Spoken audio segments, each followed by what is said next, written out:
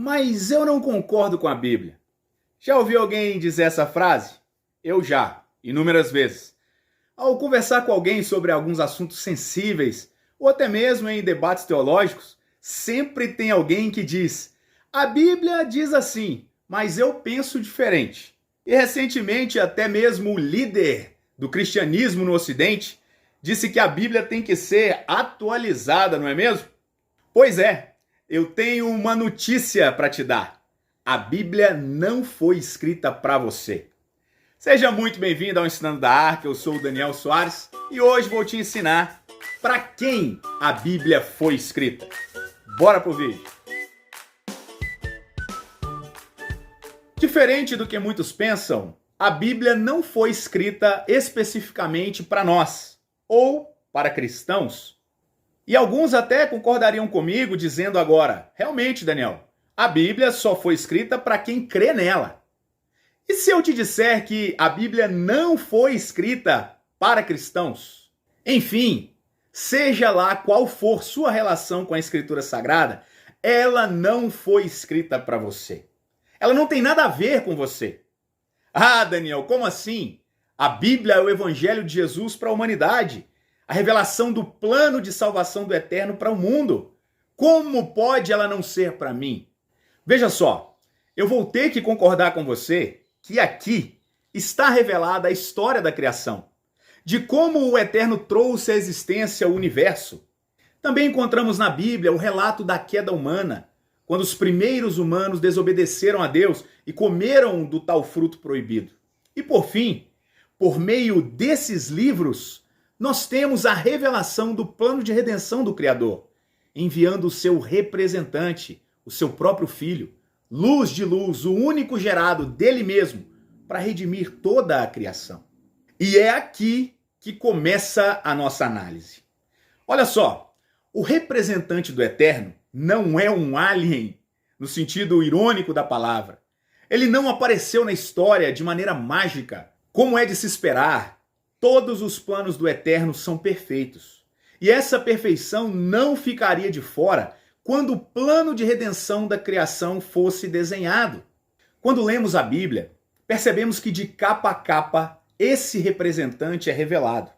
O Eterno faz com que todos os seus profetas, de alguma forma, se refiram ao Messias como o redentor de toda a criação. Deus inspirou os seus profetas, todos eles, para apresentar o seu representante como Salvador, como aquele que carregaria em si mesmo o próprio nome do Eterno. E não só o nome, mas todo o seu poder. Isaías diz: ele será chamado Deus Forte, Pai da Eternidade. Que maravilha, pessoal! Um representante sendo a expressão exata do Criador. Esse mesmo profeta, Isaías, afirmou que esse representante nasceria como um bebê judeu, tendo uma família humana, tendo uma descendência, uma linhagem, uma cultura, um povo. E se nós não nos atentarmos para isso aqui, pode ser que tudo o que pensamos saber sobre a Bíblia esteja de certa forma equivocado. A história de Jesus, o Yeshua judeu, não começa com seu nascimento. A gravidez de Maria também não começa quando o anjo Gabriel diz: salve agraciada, o Senhor está com você. A história de Jesus, o Yeshua judeu, não começa quando José e Maria fogem para o deserto, escapando da matança de bebês que Herodes ordenou. Enfim, a história do nosso Messias não começa com a sua morte expiatória na cruz, nem mesmo com a sua ressurreição ao terceiro dia. A história de Jesus, o Messias, o Yeshua judeu, começa na criação, no Éden.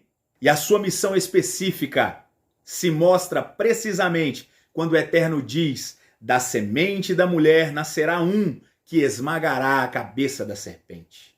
E o que isso tem a ver com a Bíblia ser ou não ser para você? Na verdade, a Bíblia não é para ninguém. Olha, o que eu vou te ensinar agora pode ser que exploda a sua cabeça. Como assim a Bíblia não é para ninguém? Pessoal, o principal equívoco dos leitores, e eu também já me equivoquei dessa forma, é pensar que a Bíblia foi escrita para a humanidade. Inclusive, todas as religiões que têm a Bíblia como sagrada pensam e ensinam que ela foi escrita para eles. Mas isso não é verdade. A Bíblia não é para você. Então vamos para a pergunta de $1 milhão. O que é a Bíblia, então? Para quem ela é? A Bíblia é um relato de famílias. Do Gênesis ao Apocalipse, ela descreve os acontecimentos entre famílias. Os primeiros criados, a primeira briga entre irmãos, nascimentos e genealogias gigantescas, chamados de patriarcas, leis que foram dadas pelo Eterno. A Bíblia é a história das famílias. E por que famílias? Porque só entendendo e aprendendo esses relatos que nos tornamos capazes de compreender corretamente o plano de salvação e o papel do Messias Salvador. Sem isso, toda a nossa teologia e certezas sobre as expressões bíblicas, sobre as promessas bíblicas, as profecias, estarão equivocadas. Eu sempre falo aqui sobre a importância de aprender a cosmovisão bíblica correta. E para esse tema não é diferente. É preciso definir primeiro que a Bíblia é a história das famílias que foram chamadas pelo Eterno para serem um exemplo de obediência e relacionamento perfeito com Deus. É por isso que muitos leem as Escrituras e dizem: a lei de Deus é muito dura, impossível de cumprir. Nossa, o Deus do Velho Testamento é cruel. Ou então, que lei de Deus o quê? Eu vivo pela graça, não estou debaixo da maldição da lei. Você já escutou alguém dizer isso, não é mesmo? O motivo disso é um só. A Bíblia não foi escrita para eles. Não é sobre eles. E não tem efeito algum na vida deles. É, pessoal, pouca gente sabe disso. Muitos se apegam à Bíblia como um amuleto de salvação. A maioria dos cristãos dizem crer na Bíblia como a própria palavra do Eterno e nem imaginam que não sabem nada a respeito dela. Como isso é possível, Daniel?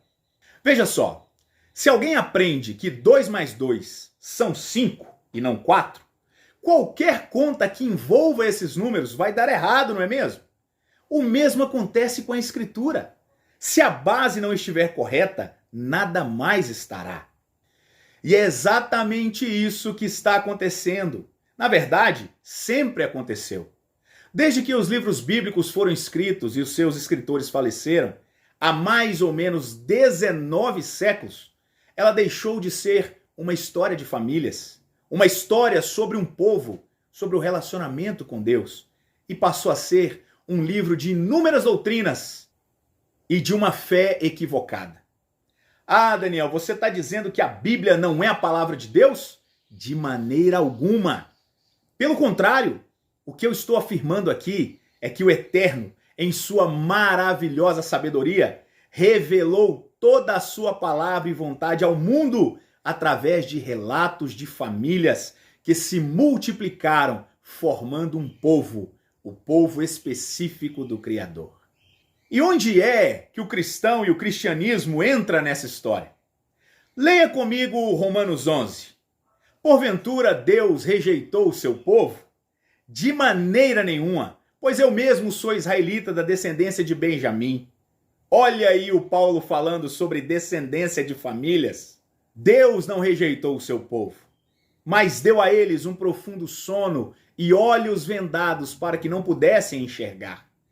Aqui, o Rabino Shaul, Paulo, está falando do motivo pelo qual as famílias, não todas, é claro, mas grande parte delas, das famílias israelitas, não creram no Messias, no representante do Eterno.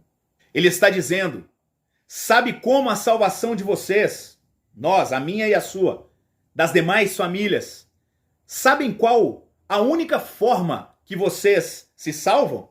Se tornando parte do povo específico de Deus. Se tornando membro de uma família israelita. Ah, pessoal, isso aqui dá muito pano para manga, como eles dizem lá na minha cidade. Isso aqui é tenso demais. Sabe por quê?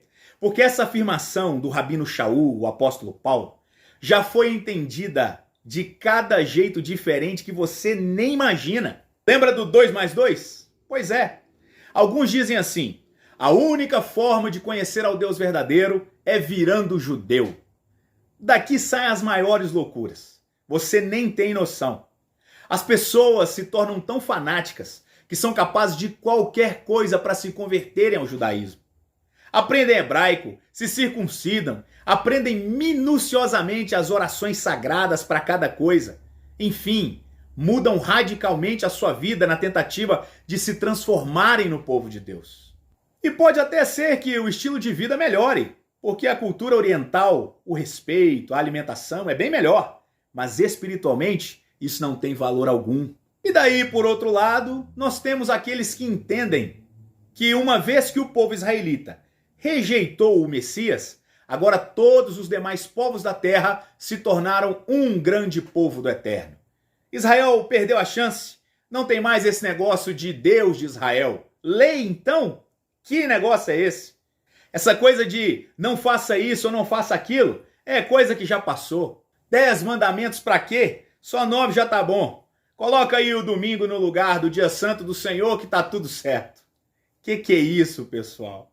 Tá conseguindo entender onde eu quero chegar? Se você não compreender a base, todo o resto, seja ele qual for, judaísmo ou cristianismo, será uma mentira inútil. Uma religião qualquer, cheio de dogmas e doutrinas, mas sem nada de verdade e salvação do Eterno. Veja agora como o próprio Paulo, o Rabino Shaul, explica esse texto.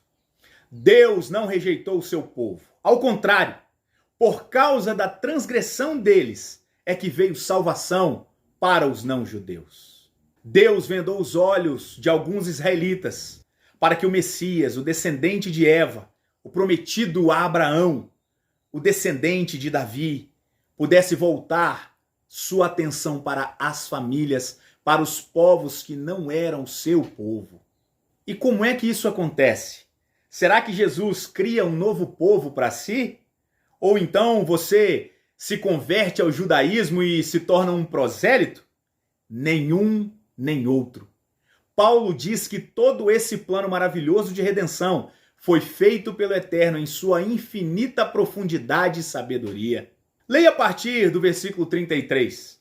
Ó profundidade das riquezas, tanto da sabedoria quanto da ciência de Deus, quão insondáveis e quão inescrutáveis são os seus caminhos, porque dele, por ele e para ele são todas as coisas. Glória, pois, a ele eternamente. Amém. Paulo fica maravilhado quando ele entende o projeto de salvação para a humanidade. Através da fé no membro mais importante das famílias israelitas, a fé em Yeshua, no Jesus Cristo. Quando um israelita crê que os profetas Isaías, Ezequiel, Miqueias, Joel anunciaram a vinda de um Messias que perdoa pecados, e que esse Messias é o Yeshua judeu, que foi anunciado pelo anjo Gabriel a Maria e a José, quando eles creem que aquele nazareno que curava os enfermos e fazia milagres é o Mashiach aguardado, eles se tornam novamente família de Deus. É como se um filho natural, de sangue mesmo, estivesse brigado com seu pai e ido embora.